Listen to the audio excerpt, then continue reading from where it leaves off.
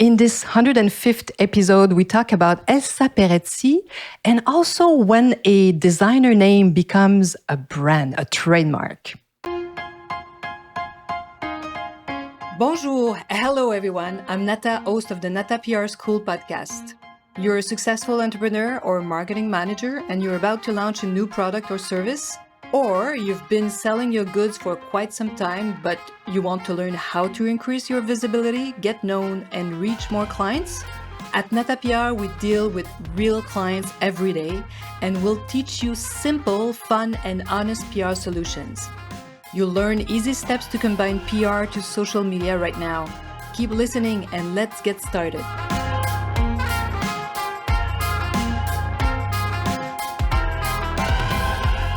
Bonjour, hello, and welcome to this 105th episode of the podcast, Nata PR School. In this episode, I'm thrilled because I'm receiving a friend of mine, a good friend and an expert, Claude Laframboise. So let me introduce him. For those who are listening to my podcast, you know that I like to present my guests. I don't let them speak right away. So I'm receiving Claude Laframboise, a content creator and events expert. He's also a stylist, a columnist, an expert in design and fashion. Claude started and directed magazines for many years, and this is where you could find him like for the longest time in his career. I think he launched so many magazines, and for many years he was collaborating with brands directly.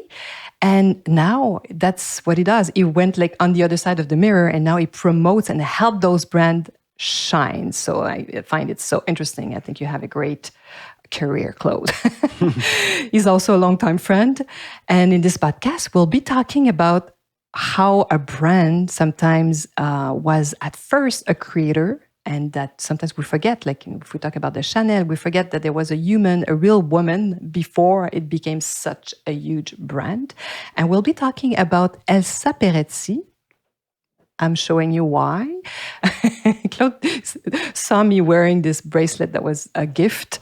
And he said, "Oh, you're wearing Elsa Peretti." I'm like, "Elsa who?" So we'll be talking about her. And if you want to know a bit more about her life, of course, you can go online and do some Google search. But if you want to watch the Netflix series on Halston, she's personified as one of his model, one of his muse, but there's way more to find out about Elsa Peretti. So thank you, Claude, for joining me for this podcast. Thank you for having me. And before we deep into Elsa's life that I find fascinating, I wanted to ask you one question that I ask all my guests, because I always learn things I don't know about my guests, even if I think I know them well. So who is Claude Laframboise? Well, I guess you sort of introduced me from a professional standpoint, but in addition to what I do for a living, I have quite a strong interest in fashion, yes, but also design and lifestyle in general, but especially how society is changing, and I think it's changing pretty quickly. And the human factor is really what I think is the most interesting aspect. I'm always looking for who is behind a product or a movement in society or something. So I would say really it's about the human story behind brands and products that sort of affects how we live and how we consume. So that's really what I'm interested in. So you're a curious person and you love to learn. That's amazing. And Elsa has such an incredible life, and we were talking about her a little bit. And so who is she, Elsa Peretti?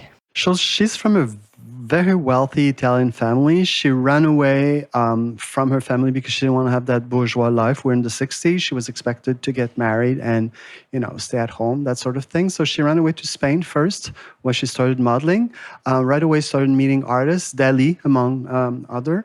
And then moved on to New York. So she ended up in New York in the late 60s, started modeling, was quickly successful, and then met Halston amongst other people. So she was part of that scene of the late 60s, early 70s, where Halston was very famous, but also his models were very famous The famous Studio 54, right? Absolutely. That we see they tell the story about a little bit about Studio 54 in the series too. But it's funny because you're the one who reminded me that Studio 54 wasn't there for many years. Like we think it's been in there.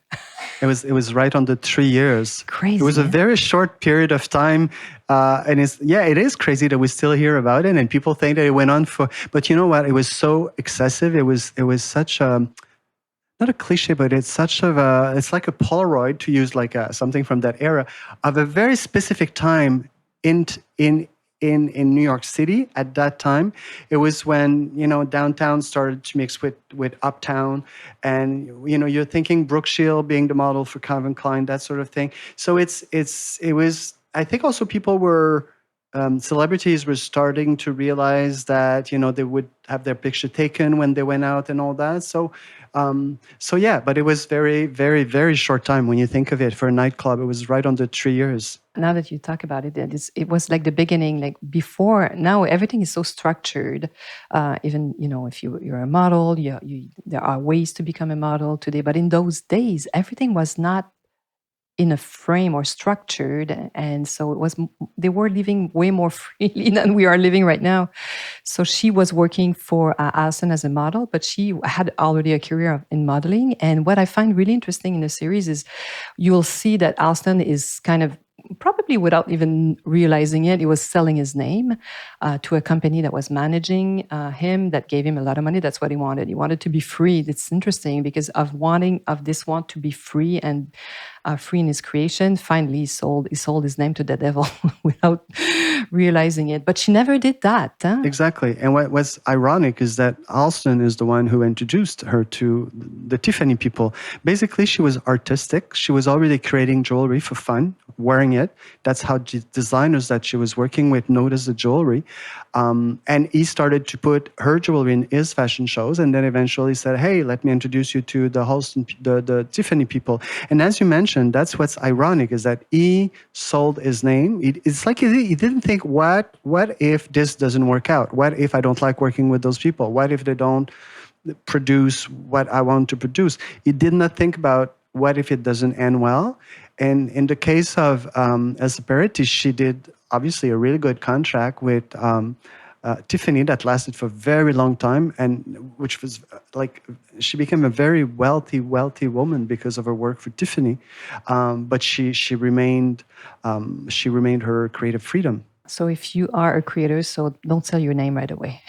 Be careful. But it's fun because if you look in this piece, like probably all her creations, you have her signature even. I'm not going to take it up because it's very small, but her name is still there. So that's amazing. So it was Elsa Peretti for Tiffany, Yeah, exactly. But that's a great PR coup, I find, because this is also a technique, a tactic that many brands that have like such a, let's say, heritage do once in a while. So they dig in their archives, and they look at what still would be relevant today, or if there's an anniversary. I think in this case it was maybe a 50th anniversary, and they kind of sometimes go further and change the collection a little bit. But what do you think about these PR strategy to bring back something from the past?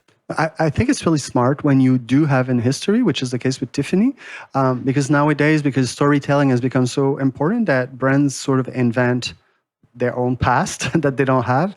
In the case of Tiffany, they do have a rich history that they can get inspired by. And what they also did with Elsa Peretti collection, especially the bracelet you're wearing, like there's now variation with different finishes, new metals. They've added some stones on some of those styles. So I think that's also interesting to go into your heritage, but also to make it more, maybe not more modern, but to give it a little tweak for today's consumer. So I think that's really smart. Another thing that's also ironic about her, when you think of it, it's almost like now collaborations are like very popular. Everyone does collaboration. It was a collaboration in a way, because she was her own famous model already, and she did Elsa Peretti x Tiffany. So she was avant-garde on a lot of different levels. Yeah, but if you look at this, like it could have been designed yesterday. Like this is so now. I know. and it was designed in the 70s. Yeah. Very organic. But you see, she was modern in the sense that she was an independent woman, and she was saying, a woman should be able to buy her own jewelry. And if you go back to the 60s, fine jewelry was very heavy, was very ornamented, was something that was meant to be worn at night, was very dressy. She always said, I want to be able to take a shower with diamonds. So she also did a collection that became very, very popular at Tiffany called Diamond by the Yards. There's very tiny diamonds on very thin chains, so you can layer different stone or just wear one long chain with small diamonds. So she had a very modern approach to jewelry. A lot of the things she did in the 70s are very coherent today. Like you could, just like this bracelet, you could wear it today and it's very modern. I love it. It's one of my favorite bracelets. I don't wear it to work because it's a hard bracelet. So when you type at the computer, it's not the perfect thing. But when I go out, I put it on all the time. I love it. It's so crazy. And now it's a conversation piece for you. But what I find fascinating is how you'll see also in the series, if you watch it with Halston, his name was used on so many products, and it finally completely disappeared for some reason. And we've seen some other brands that are still really relevant today. So, and we think, of course, about Pierre Cardin. I guess it is the first name that comes to our brain, to mind when we think about putting your name on so many different products. So what do you think about why did Pierre Cardin or Halston disappeared and some of the brands are still there? It's really interesting to see, it seems like there was an innocence back then to say, oh, I'm going to do like a dog bowl and no one's going to say anything. So Pierre Cardin is the best example, but he's not the first one. Like Christian Dior, as early as 59, was selling his name to American retailers. But in the case of Pierre Cardin, what happened is he was a visionary. He was very smart. He was very businesslike. And he said, it's a way to put my name on many, like the more people know my name, the best it will be. But the thing is, he ended up doing so many licenses. By the 80s, there were over 800 products, different types of products bearing his name. He's actually studied in marketing studies. It's called Cardinism, because it's a really good example of what not to do with your name. So he went overboard. And I think the difference between a Cardin, let's say, or a Chanel, Dior, Saint Laurent, is that these were fashion houses. They did obviously the fragrances and the makeup, which everyone started doing at one point, but they remained true to their essence, which was like an elegant kind of ready to wear. Where Pierre Cardin went all out and he bought everything from food, cigarettes, everything. So it seems like back then there was no notions of, now we say, is this on brand? Oh, this is not on brand. Or you dilute the name or the value of your brand. They dilute the value of the brand. And there was also a discrepancy between his fashion. Pierre Cardin was avant-garde. It was, space age modernism and all that. And then his products were cheap product, Maybe you could do clothing for dogs, but it has to be upscale. But he did all sorts of different products at all sorts of different price point. So his brand sort of lost its luster. But we see brands do that, but they are probably way more careful. You're right. And you learn from the mistakes of the past sometimes. And what do you think is a new trend? It's really rare that we see. Well, we think about Tom Ford, which is a rare kind of an exception in the fashion world. That's a name now that people know, but it's not. It doesn't happen every single year. So what do you see coming, or what do you think are the new trends? I find it's interesting that you bring up Tom Ford because he's a designer of a generation that understood that he had power. Like he became bigger than the brand that he was designing for, which was Gucci. But still, he's from the fashion industry. He's a designer. He has a talent. What I find is new and really interesting is that influencers are becoming brands. And Kim Kardashian, I find it's a very obvious example. She's an influencer. She used to just, I guess, do collaboration and take money from brands to associate herself with the brands. But now she's created her own, and it's really well produced. From what I hear, from what I read, it's popular. It's doing really well, and she's coming up with like new products. Like now she's launching bathing suits, like swimwear.